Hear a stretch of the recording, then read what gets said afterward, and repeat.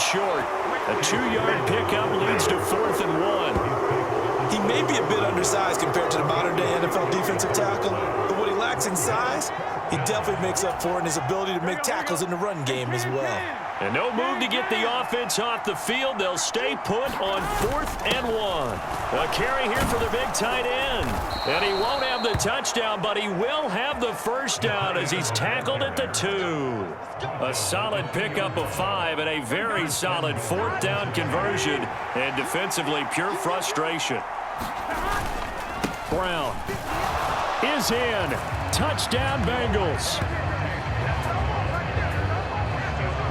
Just power football there, down near the goal line. Give it to him. He's able to push his way across. Yeah, they went heavy there. Sometimes you have those big offensive linemen come in after report like they're eligible, but all they're doing is getting a good stance, blocking, and getting their runner across the goal line. Extra point by McPherson, up and good, and that makes it a 7-3 lead. A 10-play drive that time. And it's culminated by a 2-yard touchdown run. After the touchdown, McPherson on to kick this one away. And he'll wisely just take a knee here. This ball will come out to the 30-yard line.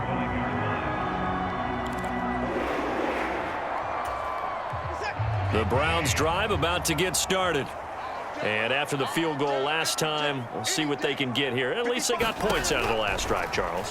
I never met an offensive coach that didn't want to drive to end with a kick. Most of them wanted to end with a PAT, right? In this case, a field goal, they'll take it. Way better than the alternative, which is a punt. Yeah, but you met fan bases that wanted that, that weren't happy with that field goal. I haven't met a fan base yet that wants to drive to end with a kick, other than the extra point. That's it.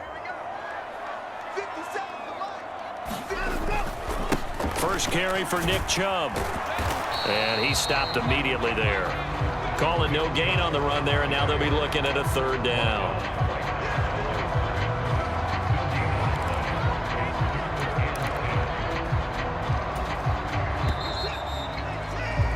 After one, 7-3 the score on EA Sports.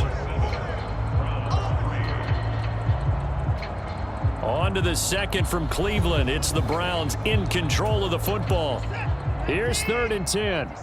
As they've got it as we resume action. Throwing on 3rd down, Watson. And they're able to get this one across the 35. Deshaun Watson, so multi-dimensional, able to scramble for the first. With nowhere to throw it, decided to scramble, and a nice job seeing he got the yardage that he needed. Yeah, and his teammates are certainly going to appreciate that effort, even if his coaches don't, because they would have wanted him to slide and protect himself. But he chose team gain over personal protection. And that's good for a pickup of 10 yards. And that'll leave him with a 2nd and just a few inches left.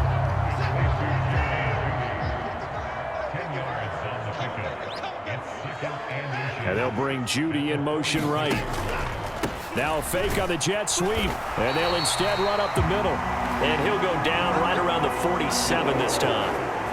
Only a gain of a yard, but that's all they needed. I know what you're thinking out there. I know a lot of you are thinking, take a shot downfield. It's a great spot for it. I'd say maybe later in the game, definitely in the second half. But right now, I think they were just trying to get some momentum built. There he goes, right side. And they'll get this to the 30-yard line before crossing over out of bounds. Call that a very strong gain of 24. To win any route, you've got to break down the defender, and that's exactly what happened here on this really nicely executed curl route. So they'll come up in Bengals territory now with a 1st and 10 at the 30-yard line. He rifles one, and that's going to be intercepted. Picked by Logan Wilson. And they will finally put it into the return, but not until he takes it back all the way inside the 10-yard line. I tell you what, credit is due there on them preventing the touchdown after that interception. How about him chasing him down and not giving up the pick 6? Because what happens a lot of the time is when you see the interception, you just kind of hang your head a little bit and you momentarily pause because you're frustrated. He shook that off and gave great chase and got it done. Still a great return and very good field position. That's a gain of 7, and we'll leave them with 2nd and goal coming up.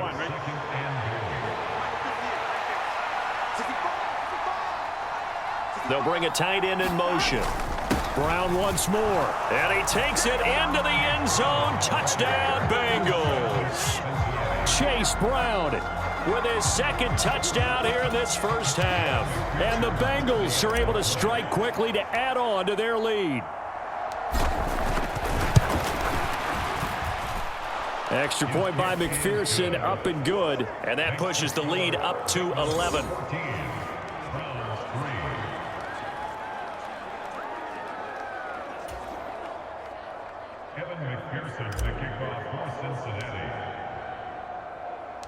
After the touchdown, McPherson on to kick this one away. And no thought of bringing this one out. He'll go down to a knee, and they'll begin the drive at the 30. And now the Browns coming out on the field. Not an ideal way to end their previous drive. They threw the interception, Charles, after they had built up some momentum. They were moving the football, but something to at least build on for this offense as they run back out here.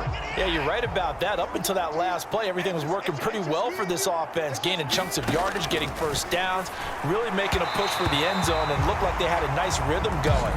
Now you got to have a short memory here. Don't focus on the interception. Focus on what came before it and get back to it. So they saw the contact before the ball arrived. Penalty flag for pass interference. And trying to avoid pass interference is so difficult. You're trying to slow down these skilled receivers, and somehow, some way, they make plays on the football, and sometimes you're there too soon. They'll go left side on the ground with Chubb. And he went nowhere. He'll lose yardage back to the 29. Officially, it's a 1-yard loss. That's going to bring up 2nd and 11. Another example right there how this defense really is winning the entire game at the point of attack. Yeah, right there at the line of scrimmage because they are dominating it. It allows their interior guys to get upfield and spill into the backfield. So how are you going to combat that? You know, because they bring in your tight end, keep him in. Your running backs, they have to step forward. Bottom line, your offensive line has to block them first to give yourself a chance. They'll come to the line here needing 9 yards to pick up the first. Watson. He finds his man, complete. That's Ford. And they get him down, but not before he takes it across the 40-yard line. It's a gain of 10, and the Browns are going to get a first down. We've got a 14-3 ball game with 2 minutes left in the opening half.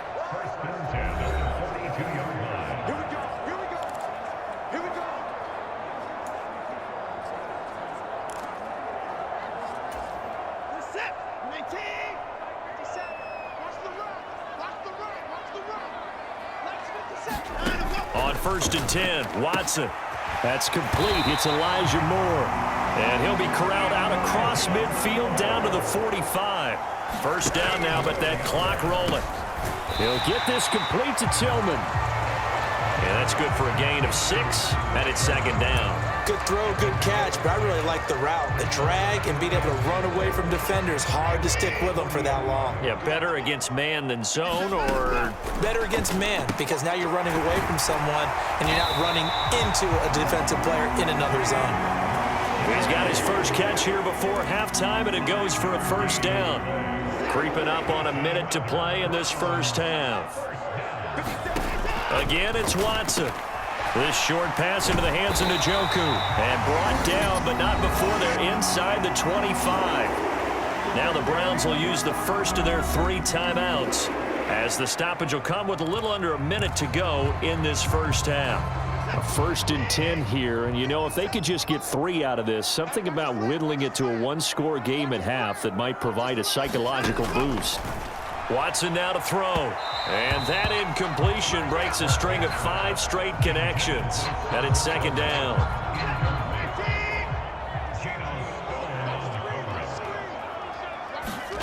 Throwing again is Watson. He finds his man, complete. That's Ford. And he takes it down to the 10-yard line. Now the Browns signal for the 2nd of their timeouts, as the clock's going to stop with 47 seconds to go in half number 1.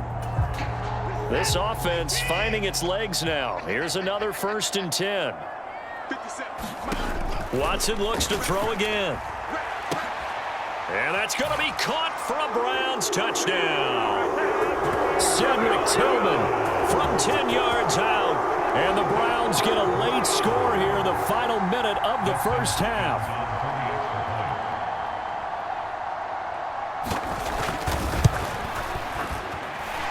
Extra point good by Hopkins. And that makes it a 14-10 ball game. So that one a pretty time-consuming 10-play drive. And it's capped off by the Browns touchdown.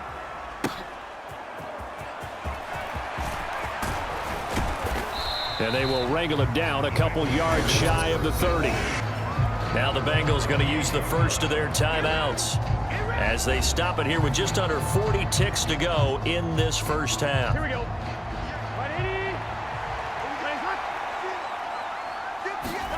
Now Burrow on 1st down.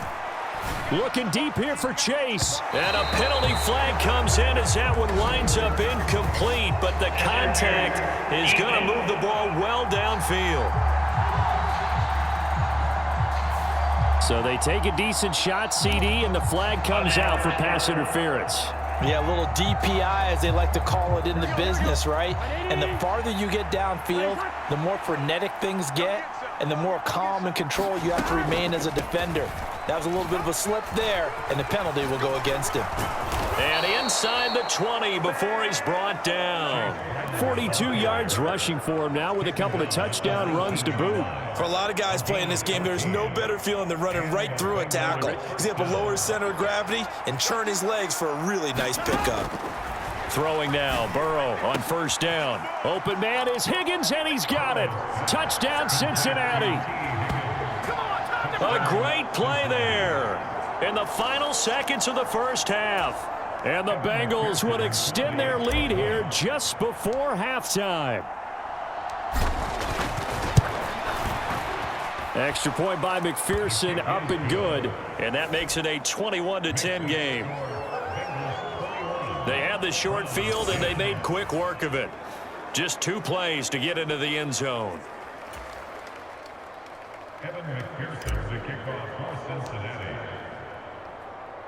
Maybe time for one play on offense. 7 seconds to go in the half as the kick is away. And not wanting to risk anything here late in the half, he'll just take a knee, and they'll bring the football out to the 25. The Cleveland offense ready to go. And with 7 seconds remaining, not much time to really do anything. And they'll indeed start on the ground to run that clock.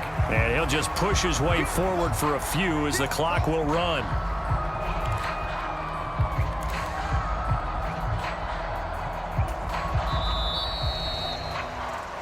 So we have reached halftime here in an 11-point contest.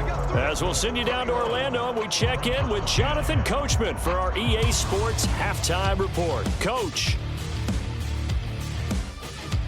All right, Brandon, back to you two in just a bit. But first, welcome everyone to downtown Orlando and our EA Sports Halftime Report. Okay, Coach, thanks as always to you and the gang in Orlando as we welcome everyone back in for quarter number 3.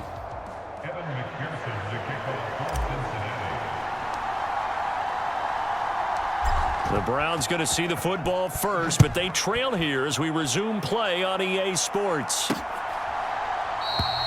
And the half will begin with a touchback. Here's the Browns offense now getting set to start off this third quarter. This offense, Charles, had a strong first half throwing the football, at least in terms of yardage, but that hasn't translated so far on the scoreboard as they begin the third quarter here, trailing and looking for a little momentum. Yeah, you're right about that because, you know, let's face it, in the first half, most of their focus was in the passing game. And to their credit, resulted in a healthy amount of yardage. So I would think that at halftime, they're going to anticipate that defense loosening up a little bit to try and cover the passing lanes. They've got to get the running game going, and there should be some gaps to run through now. They're looking for Judy, but it's intercepted.